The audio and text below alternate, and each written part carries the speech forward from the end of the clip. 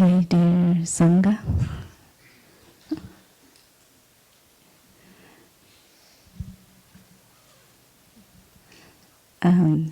Today is the 3rd of June, and we are on our second day of our retreat, mindfulness retreat for business people.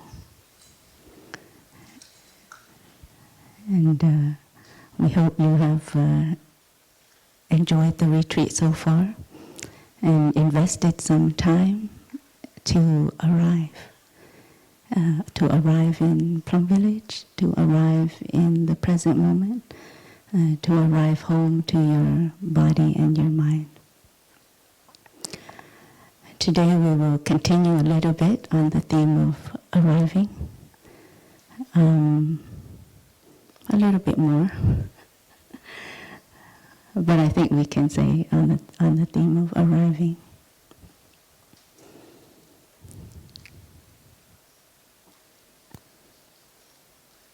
Yesterday, during the Dharma talk, I had a question that came up, and it was just a koan for me because I'm not sure if I'd figured it out yet, and maybe I'm still in the process. But the question was, what does mindful breathing have to do with business? I don't know if any of you had that question come up.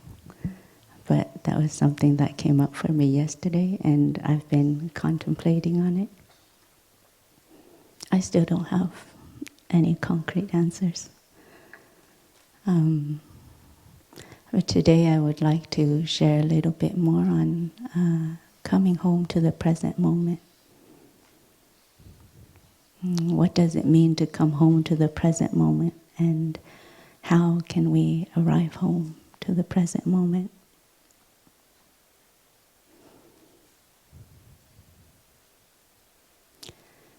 And as I thought about it,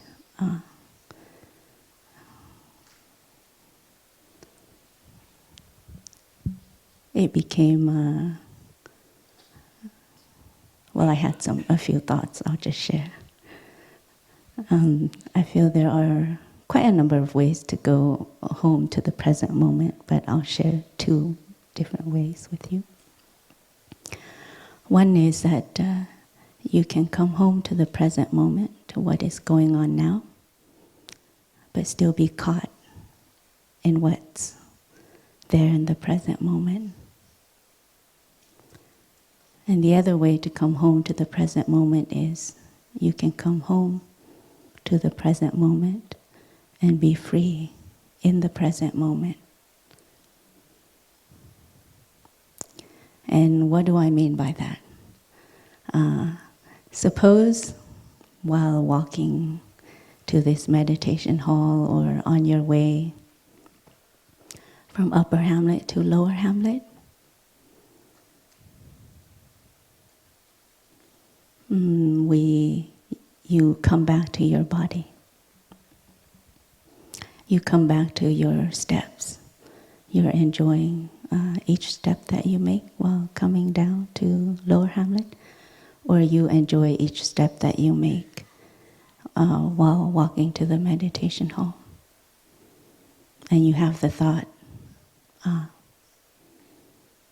this body is me. I am this body. So even though you are enjoying, you're in your body, you're coming here, but that thought, this body is me, I am this body. Then you're caught in the present moment. Because when you look into this body, you should be able to recognize all of the non-body elements as well. Suppose you're walking through the fields and you see the wheat fields. You should be able to recognize that the wheat fields are also in me, and I am also in the wheat fields.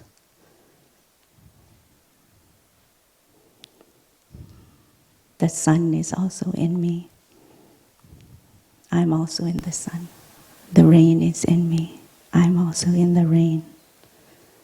So the thought, this body is me. I'm this body. You're a little caught. So when we can begin to recognize that, this wheat field is me. I'm in this wheat field, this rain, this sun, this earth, we begin to get in touch with the insight that we call interbeing. Because in Buddhism, nothing can be by itself alone.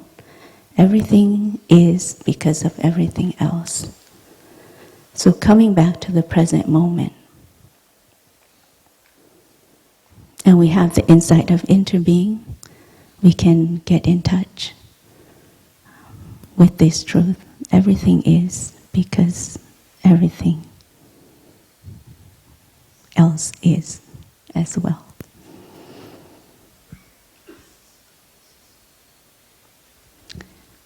So when we come back to, it's quite important in our training. We have less than a week maybe to train in the art of coming back to the present moment.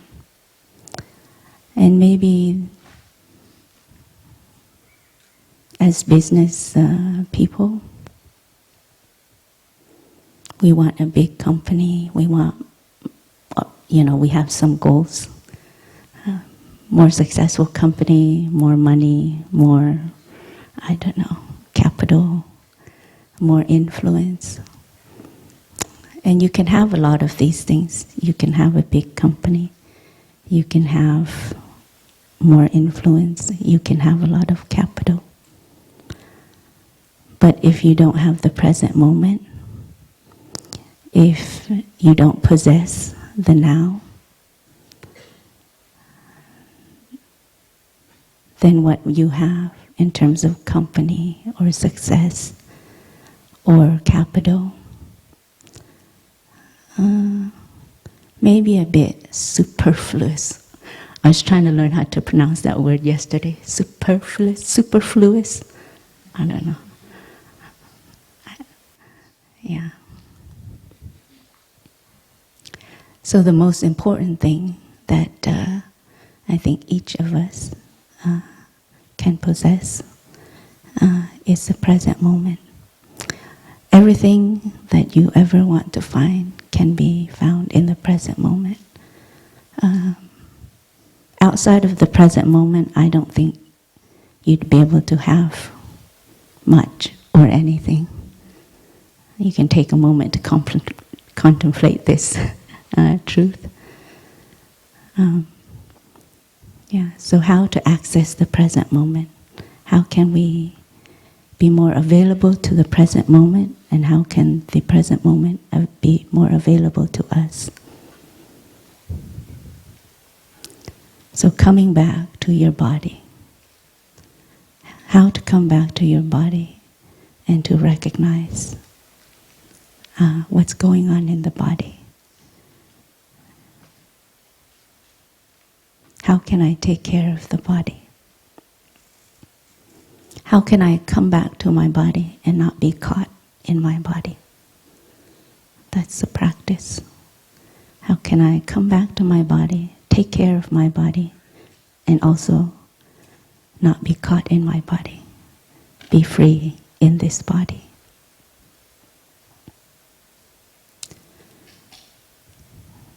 And then we can also learn how to come back to our feelings.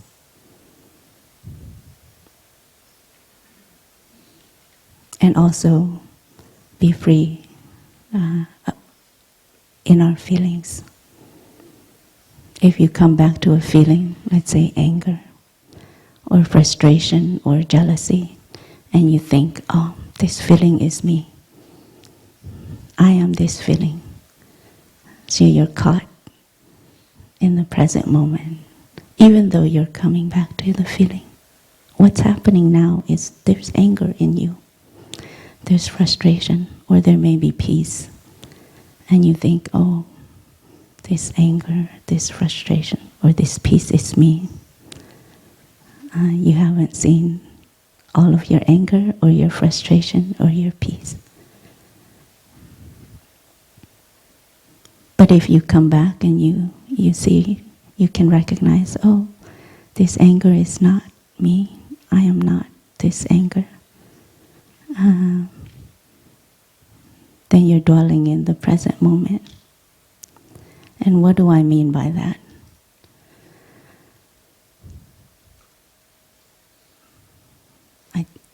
I'll tell you a story. One time when I was in Deer Park Monastery, I was the work coordinator, and so in Deer Park Monastery, the brothers' hamlet and the sisters' hamlet are very close, and we organize retreats together, so very often we have to work together. Especially, preparing the grounds or cleaning the rooms, etc., to prepare to welcome all of the retreatants who come. And so being work coordinator, I had to coordinate this with the brothers. And one day, I came to the work coordinator of the brothers' hamlet, and I said, oh, we have this to do down in the sisters' hamlet, and my brother work coordinator just refused. He said, no, I don't want to do that, Well, he didn't exactly say, no, I don't want to do that. Oh, the brothers have something else to do. So immediately I had a lot of frustration and anger come up. And so much so that I just walked away. No more conversation, I just walked away. And then it was quite strong, so I just went to take a walk instead. I dropped the work for that day, and later on that evening, as the sun was setting, I went to take a walk. In Deer Park, it's in a valley, and you have the mountains all around. So I took a walk on one of the ridges of the mountains there, just coming back to my steps and my breathing. And as the sun was setting down, I was also just in touch with the nature all around me. It's quite beautiful, the chaparral and the setting sun, and just coming back to my breathing and my steps to calm down my strong emotion, my anger and my frustration. And then suddenly, an insight came to me. I recognized so clearly at that moment, oh, this anger is really not me. This frustration is really not me. In fact, I had witnessed it 1,000 times while growing up. The same kind of anger, the same kind of frustration. Because, my mother, she does a lot around the house. And then my father, he would sit and watch TV sometimes. So then,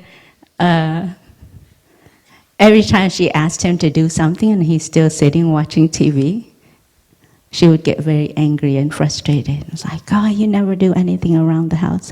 Why do I have to do everything around the house? So as I was walking, the sun was setting, I'm coming back to myself. I recognized, oh, this is actually my mother. The anger, the frustration that I was feeling had the signature and the mark of my mother in it. So it wasn't just me, this anger. This anger is not just me. This frustration is not just me. It's my mother's as well. And who knows, my grandfather probably did the same thing. And my grandmother did the same thing. So in that moment, when I recognized that, oh, I felt so relieved. I felt so free. So there was anger there, but there was a bit of freedom as well. And when I saw that this anger was not me and it was my mother, all I had to do was say, hello, mother. Just recognizing my mother in that moment. So part of our practice in coming back to the present moment is to say, to recognize our what we call habit energies.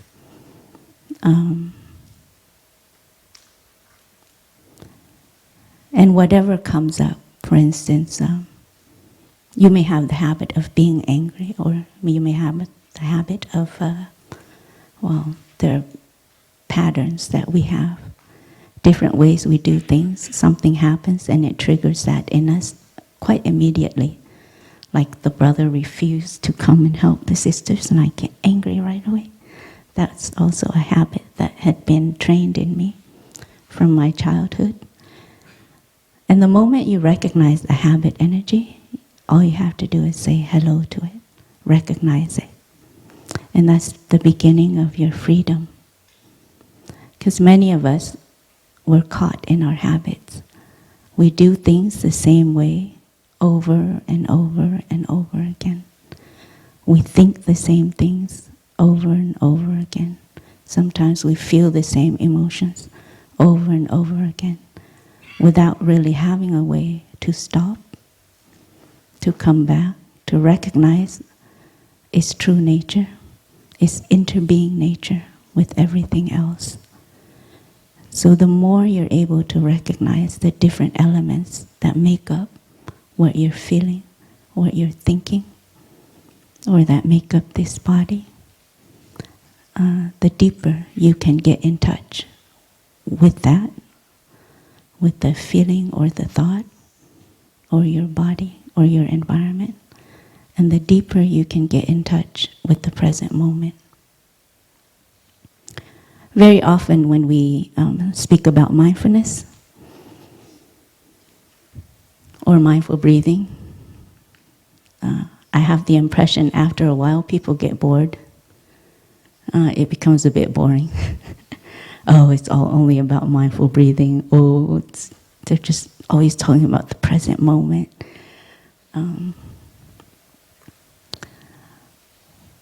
But I think it can only be interesting, fun, and actually the most important thing that we can do when we realize that, when we have insight. When we come back to the present moment and there's insight, it makes coming back to the present moment much more pleasant, much deeper, much more interesting. There's quite a lot you can discover. In fact, there's everything that you can discover in the present moment.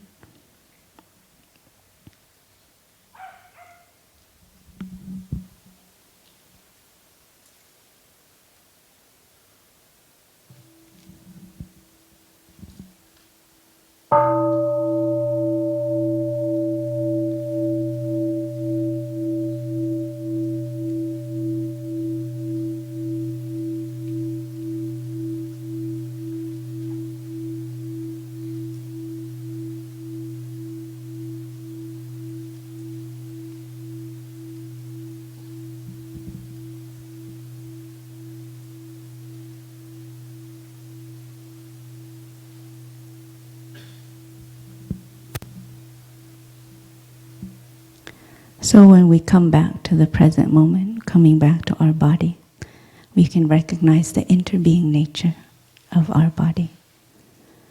When we come back to our feelings, we can also recognize the interbeing nature of our feelings.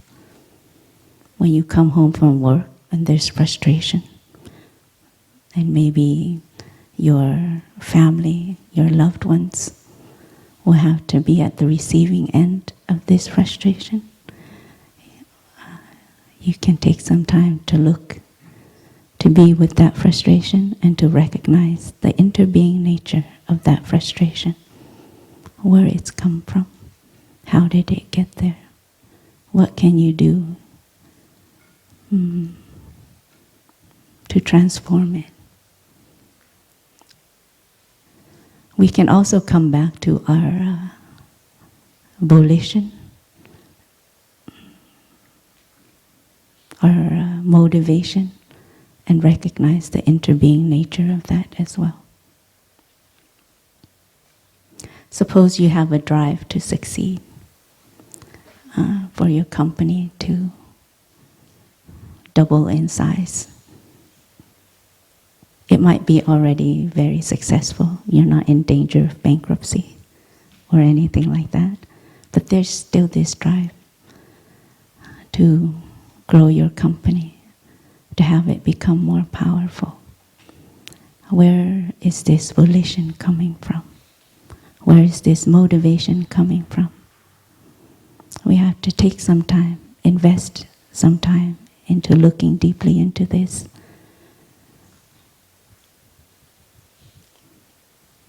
I remember growing up, my mother, she was an extremely hard worker. And she rarely took any moments to rest. She was quite preoccupied with making sure the family was well fed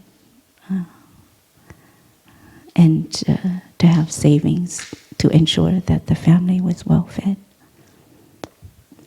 And later,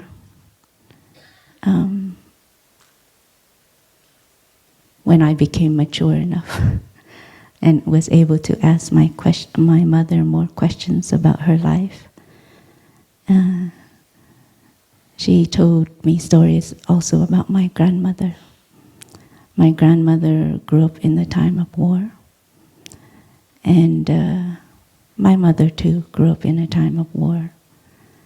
And many, many days they had to endure hunger. And there were days when my grandmother would wake up and find one of her siblings had died because of starvation. So there was this really strong drive in them to always make sure that they had enough savings to have enough food.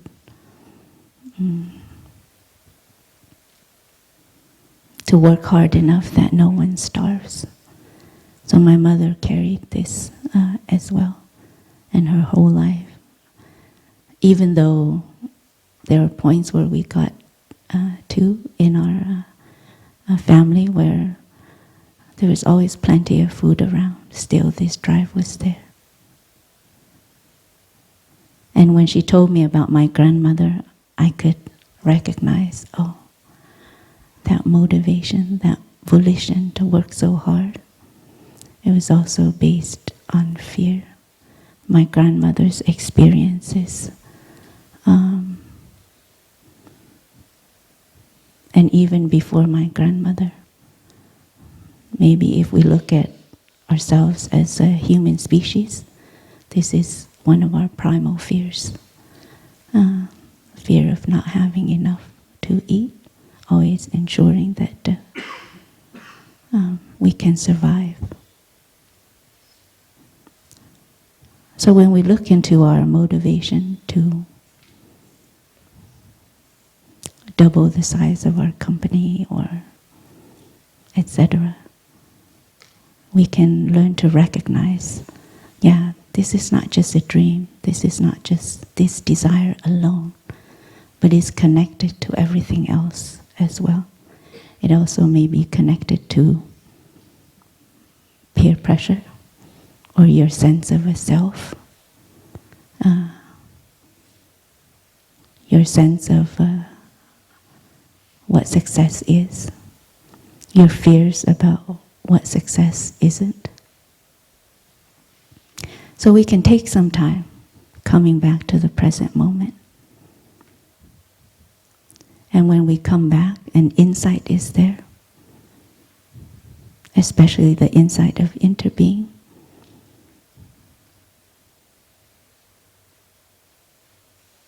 We can experience the present moment on a much deeper level. And so this retreat, this week, is for us to do that. It's for us to explore together how we can be even more present. Because the present moment, the now, is the greatest possession, perhaps, that you'll ever have. Without that, I don't know if you would have anything.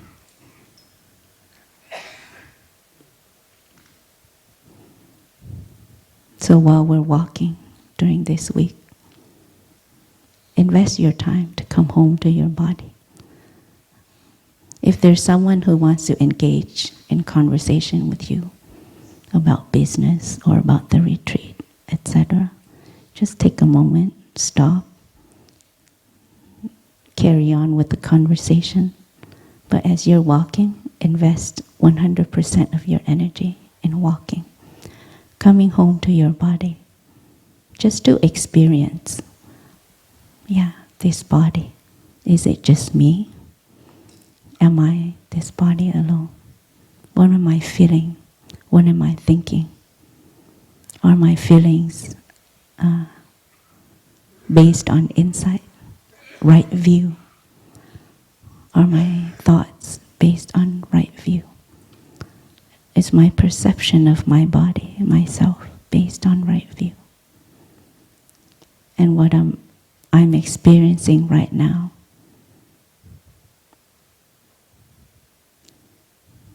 whether it's a feeling or a thought,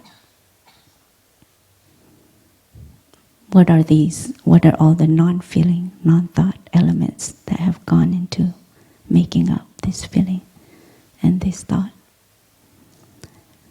It's quite a lot of homework. So if I see you being lazy about it and continuing to engage in conversation while you're walking,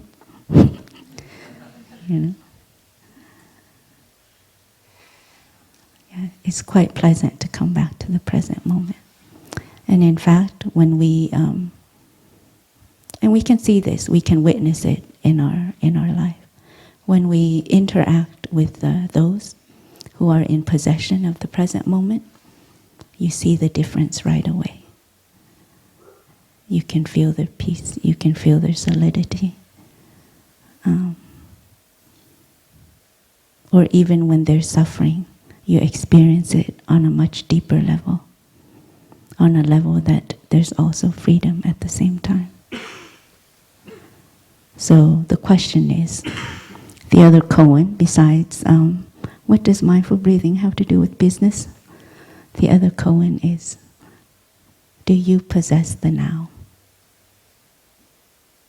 Are you in possession of the present moment? Have you invested enough of your time, energy, to be in possession of the present moment? Because like I said, you can have a big company, you can have millions of dollars, you can have billions. But if you are not in possession of the present moment, if you don't possess the now, all of those things are just fleeting.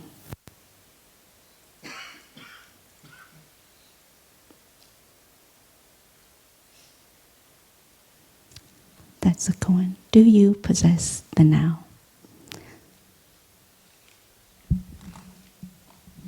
See, my sister possesses the now. She gets what I'm saying right away.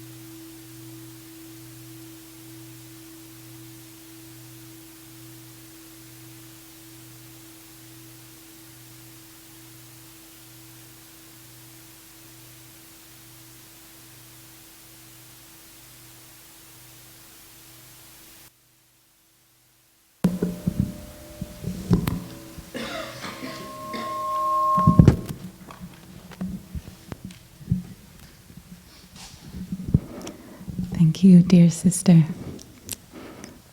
I'm doing my best to enjoy the now. It's not so easy sitting up here.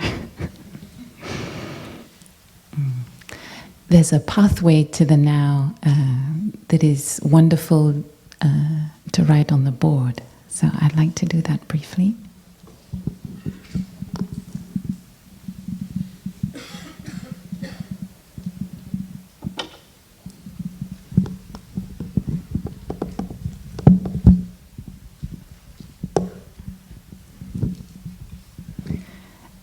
We began yesterday with Taifa Po sharing with us the pathway through our breathing and body.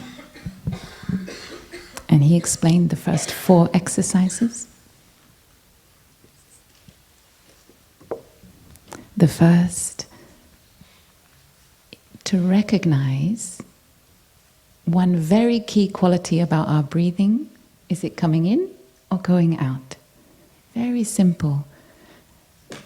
Just get a sense. So we identify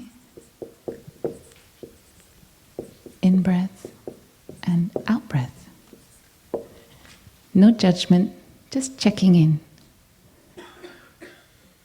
And the second is to follow all the way through. And he showed us on his hand, flowing in and out. So we're generating an energy of awareness and mindfulness, and then we're deepening our concentration. Then we extend it to our body.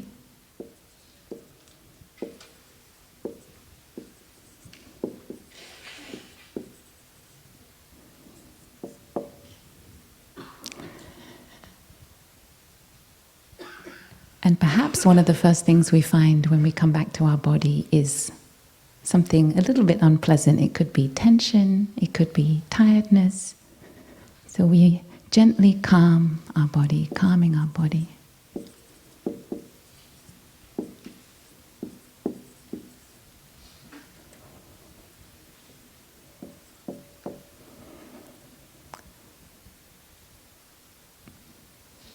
One in and out breath can be enough to bring us refreshment and some joy and happiness.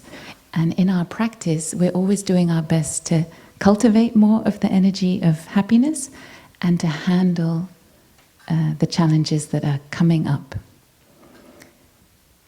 So we are getting in touch, generating joy.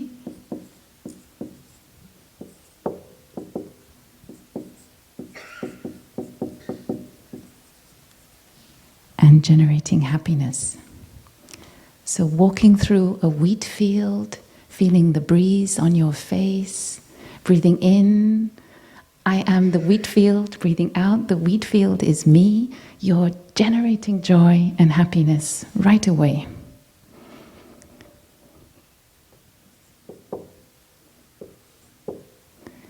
And if you're Sister Lang Ngheim on the Deer Park Mountains and you've had an encounter with your brother, then you may also be aware, I have a painful feeling. So we are taking our painful feeling for a walk, and we're breathing into and through our painful feeling. And we acknowledge and we recognize it. So aware of painful feeling.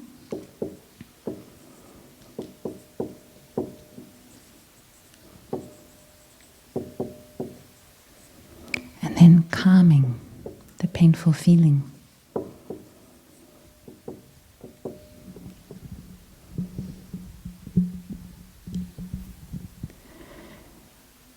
Our breath plays a wonderful role in helping acknowledge and release the tension in the feeling that we have. But the deepest freedom from being caught in that painful experience that we may have in the present moment is the insight. So it's insight that really leads to the happiness. And in Sister Lang Ngheim's case, this is the insight of interbeing. The insight that the painful feeling is not hers alone. It's much vaster, and we are taking part in something bigger than ourselves. We are not a small me and it's kind of our fault, and we are alone responsible, but we see the deeper roots, and we realize, therefore, where it has come from, and perhaps the kind of energy or patience or amount of retraining we may need to transform that painful feeling or that habit. So in our tradition, we always say that mindfulness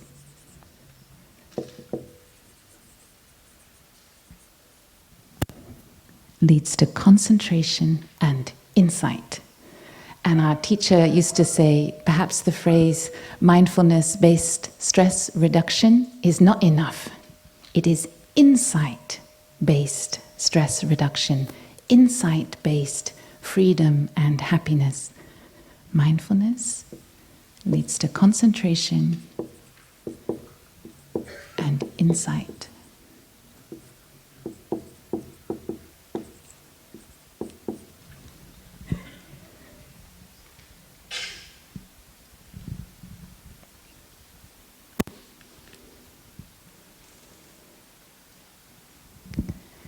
When we're able to be firmly established in the present moment, we have a chance to really listen to ourselves, to our body, and to our feelings.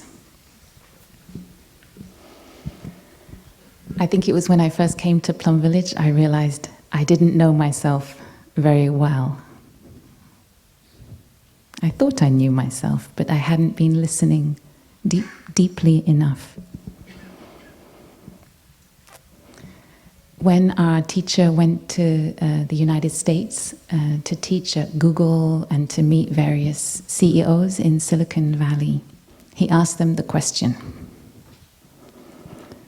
do you want to be number one, or do you want to be happy?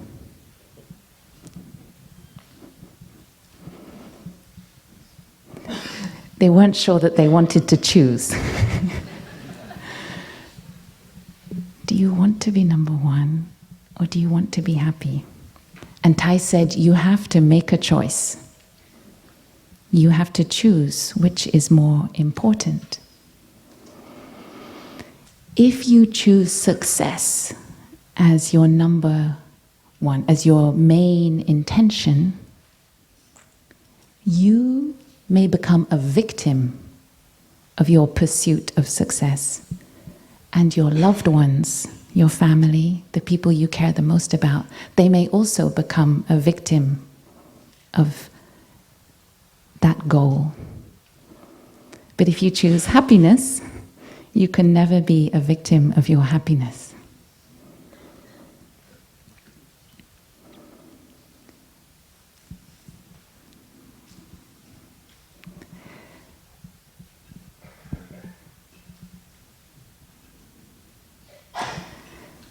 It takes a lot of honesty with ourselves to really check in and see which we are putting first and what are the consequences.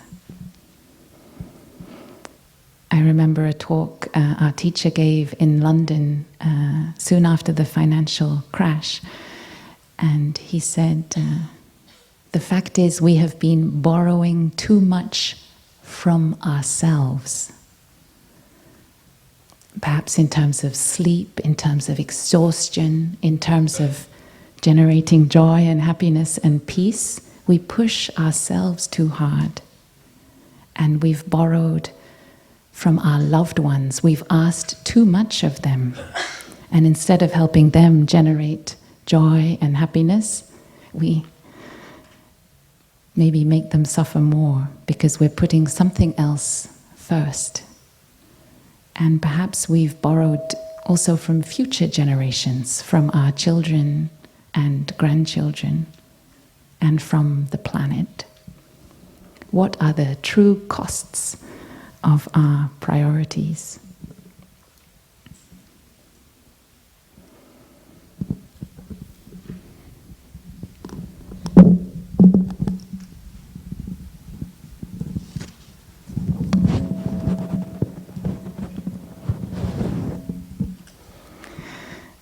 teacher was in Thailand in 2010, and he was teaching business people there.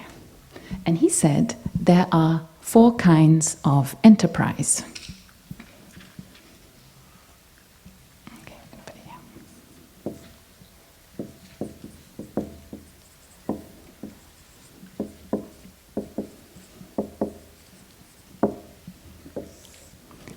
And some of us who are there may remember this talk.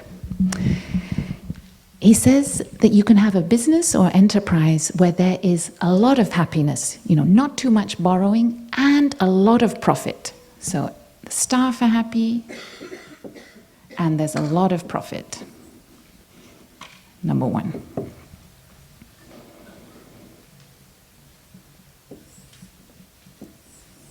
Okay. Another kind of business is where there is a lot of happiness and only a little bit of profit.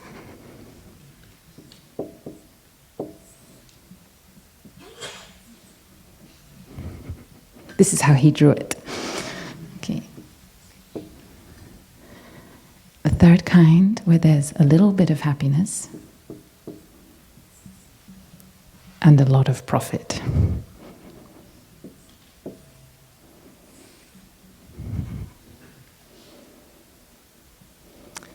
And of course, where there's very little happiness or profit. Okay.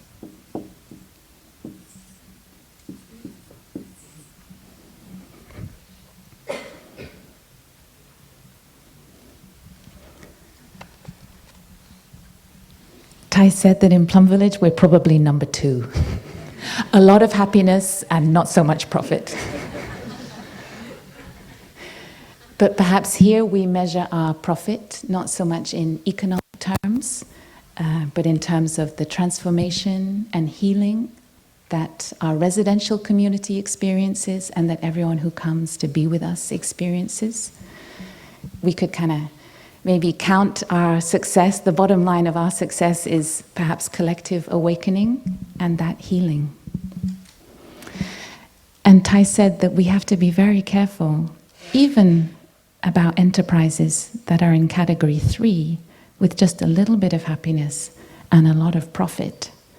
Because somehow the direction of that enterprise is at too much expense of people, of the environment. Such an enterprise may be watering seeds of struggle, competition, anger, frustration, bullying, despair.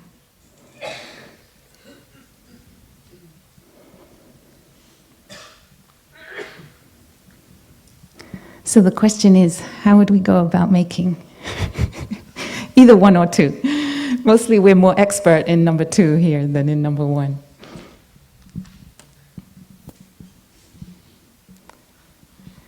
Many of us may have come to this retreat with the aspiration of making our workplace more happy, bringing more happiness to ourselves while we're at work and to our colleagues, maybe even our corporate partners or our customers.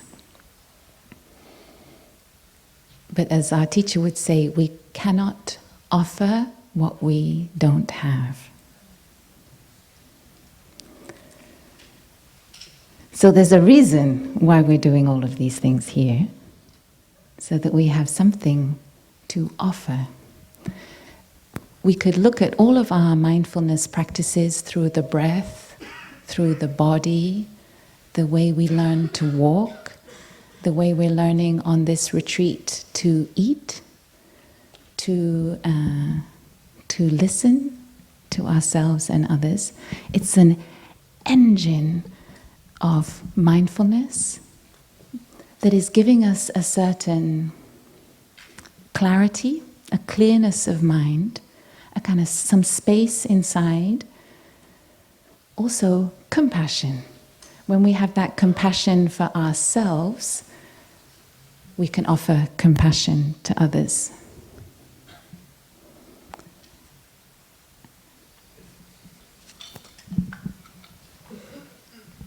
And when we can be firmly rooted in our presence our breath and our body, firmly rooted in the now, we can have a lot of courage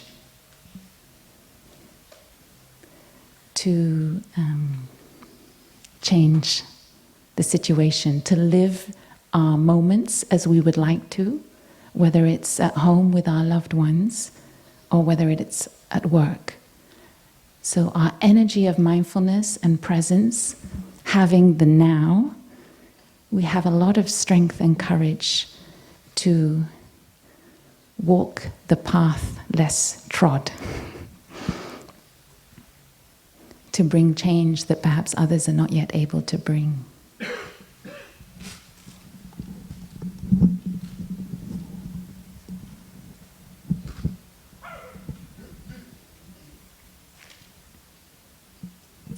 Yesterday we all had a chance to experience Dharma discussion, to listen to ourselves and to listen to others. And we may have noticed in that practice that the more we are in touch with ourselves, our breath and our body and our own feelings, the more space we had to listen to others.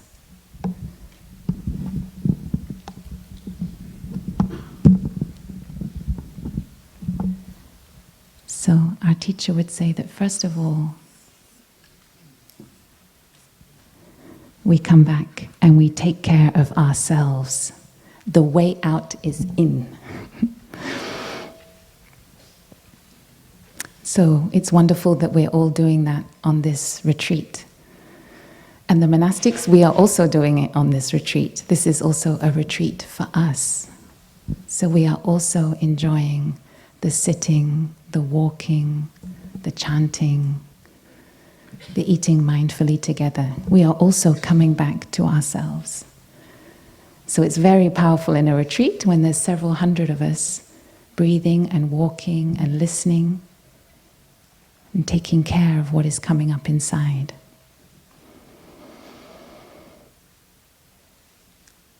And when our teacher spoke to business leaders, he said, first we do this. We really come back, make the time to listen to ourselves and take care of ourselves.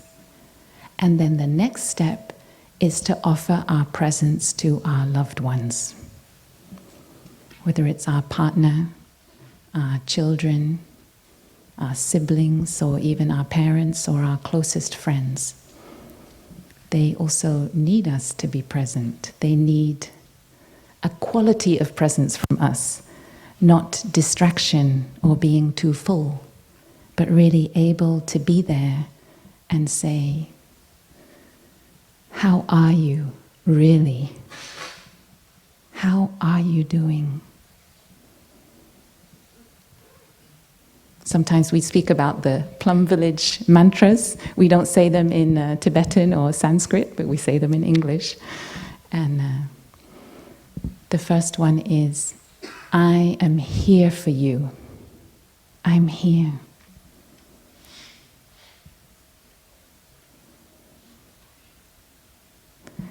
And the second one is, I know you're there, and I'm so happy.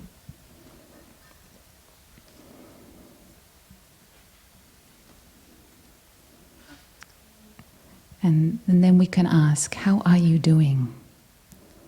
And even a deeper question. Please help me. Have I understood you enough? Have I understood you? What is going on for you at the moment? Please let me in. Let me know. What are you holding? These are ways that we can actively use our presence and our energy of mindfulness and our listening to connect and help build the communication with our loved ones. And as our teacher would say, these mantras also, they work best in person, but they also work by text message and email. Okay. And when we ask these kind of questions, we're helping our loved one, first of all, to come back to listen to themselves. Gosh, how am I doing? How am I doing really?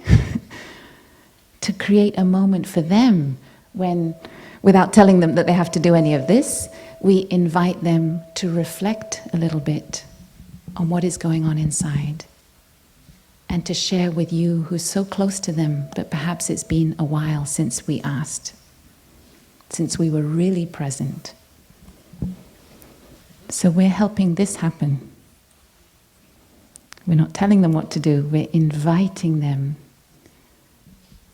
to reflect themselves and to let us in.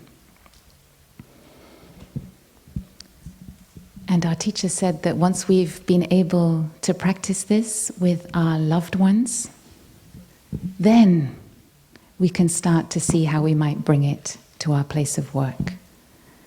So it's as though we inter-are with our family. There may also be children, parents.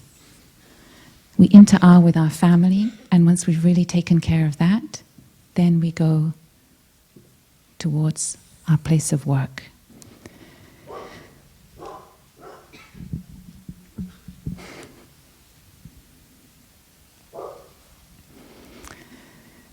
There may be many elements about this environment here in Plum Village that we find refreshing and different from our workplace.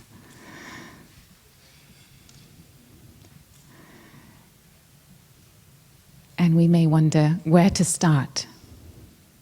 And it's very easy. We start with one person. We start with one person. And that first one person is ourself. The way we walk up the steps and open the door to our office, the way we greet our colleagues, the way we breathe during meetings, the way we create moments in the day to really come back to ourselves and create the kind of space and presence, first of all, for ourselves. And that can be as simple as taking a moment to drink a glass of water or cup of tea or coffee mindfully. You may have noticed around the hamlets that we have the little poems everywhere in the bathroom for while we brush our teeth, maybe next to a light switch for when we turn on the light. And we also have a wonderful poem for whenever we drink water. And these poems are to help us generate the energy of mindfulness, concentration, and insight, to touch the insight of interbeing and the depth and meaning in very simple moments in our day. So the poem for drinking a glass of water is, so you hold the cup, some of you might have water bottles, you hold the water bottle or cup in two hands and you say to yourself silently, water comes from high mountain sources. Water runs deep in the earth. Miraculously, water comes to us and sustains all life. And we like to breathe as we say it silently, and then we take a sip of the water. And it's possible to do this in the most stressful environments, when you go to the water cooler or you drink from your bottle, and you can create a moment of the now, beyond the particular context where you are, where you're really in touch with something deep about life, the wonders of life, the miracle that water is. And you could do that several times a day while at work. No one will ever stop you drinking water. And if you look very concentrated before you take a sip, they may not even interrupt you. So each one of us, we find ways to be present, really present for ourselves during our working day, so that then we can be present for others. And perhaps we may just choose one person. You may even be able to think of them right now. It could be someone in your office who, or in your workplace, who is in need of help, in need of support, in need of encouragement. And you could choose just to be more present, more attentive to that person, to see how you could offer them support. Not by doing much, maybe by making them a cup of tea, maybe by checking in. Or if you're feeling courageous and that you've got a very strong energy of mindfulness, you could perhaps listen deeply to the person, the colleague, who is most difficult to work with. And yesterday during the chanting, we heard about the practice of mindfulness of compassion. And it is possible to listen to a colleague with that concentration, with mindfulness of compassion.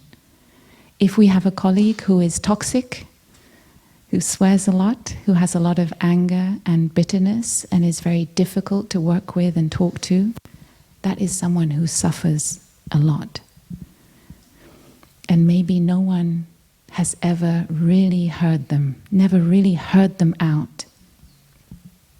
They are, in fact, the first victim of their suffering. And we, whether we're their boss or their subordinate or their colleague, we are the second victim. But they are the first one. They don't need our punishment, our blame, or even our cutting off. They need our help. And simply to sit there, follow our breathing, really look them in the eye, not interrupt them, and really hear them out, no matter how toxic their rant is, but really hear them out. We may be the first person that has listened to their suffering.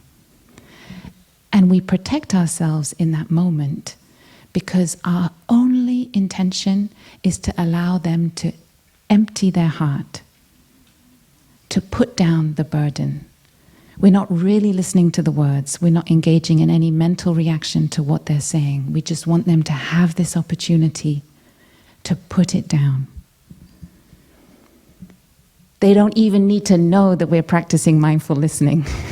They may be surprised that suddenly they're feeling heard, but they don't need to know that we're following our breathing and generating an energy of compassion for them as they pour it out. And that can already transform the team, and it can transform the situation. I have direct experience. I used to work in a newsroom, and I had such a colleague. And from Plum Village, I learnt this practice. And it had a very powerful effect. Mm.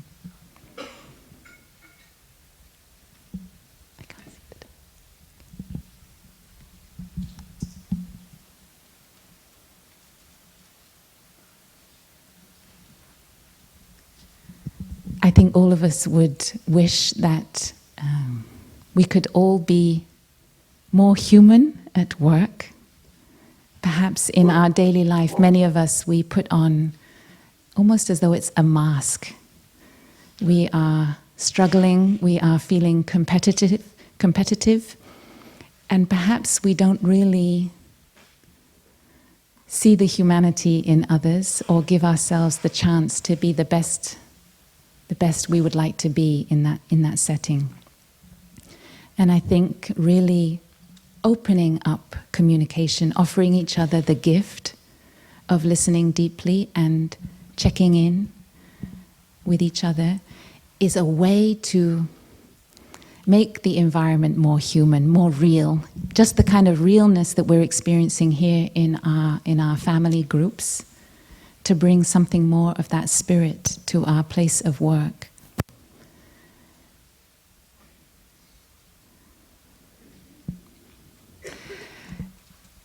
There's something about being on retreat. We allow ourselves to be vulnerable, perhaps, in a way that at work we may feel it's not safe. It's not safe to be vulnerable. We want to put on a strong show. We feel that will protect us. But our teacher said something very interesting. He said it's very important for those who are leaders leaders of teams, leaders of corporations, to share their challenges with their employees. Just as he says it's very important for teachers to share challenges with students. And it's very important also to create a space as a leader for your team or for your workplace to share their challenges and their suffering. Kind of extreme, deep listening.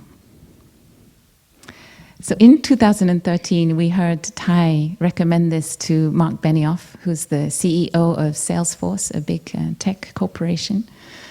And then in 2016, we had a chance to see this in practice. We were invited to go along to a session where the CEO was sitting there and anyone could ask any question, and all of them were about suffering or challenges they were facing at work.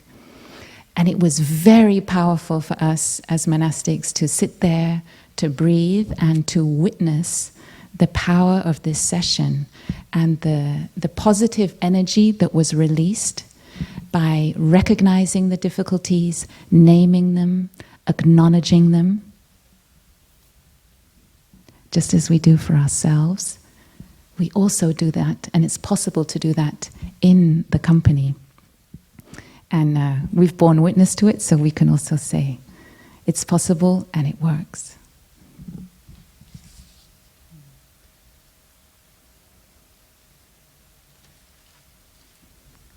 So perhaps we can say that in corporate terms,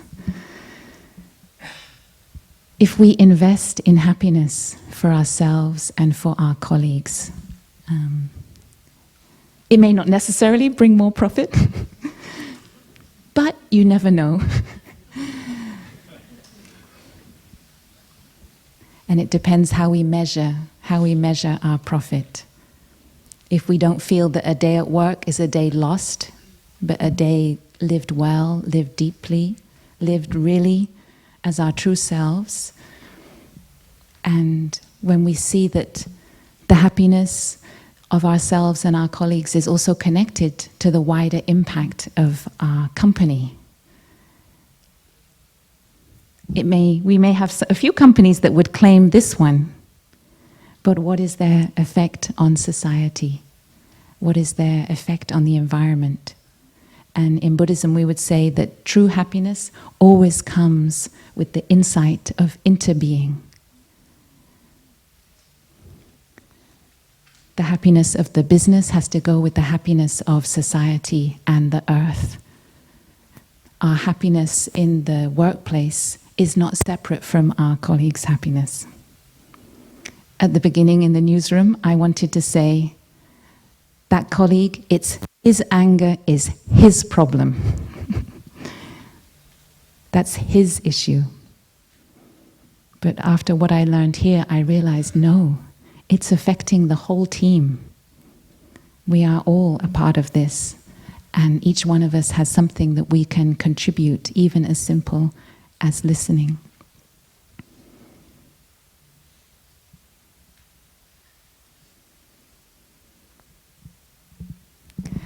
So shortly we will have a chance to practice walking meditation. And this is a chance for us to enter the now, to arrive with every step into ourselves, to see whether we can hear the bird song, enjoy the trees, feel the softness of the ground under our feet, whether we can lift up our hearts to enjoy these wonders of life. And then if we feel there are some obstacles, what can we do in that moment to take care of them? Whether that is tension in the body, can we release it? Whether there's a heavy feeling, could we let the nature flow in to lighten it? Could we even just let it go for 45 minutes and come back to it later? To really step into the present moment. Sometimes our teacher would describe it as like pulling back the curtain that's somehow in the way, and just allowing ourselves to touch what is available to us, to soak it all in through our senses, through our body, to enjoy the miracle of our breathing, and to feel our deep connection with each other and with the earth, and really arrive into this human being rather than a human doing. Thank you for listening.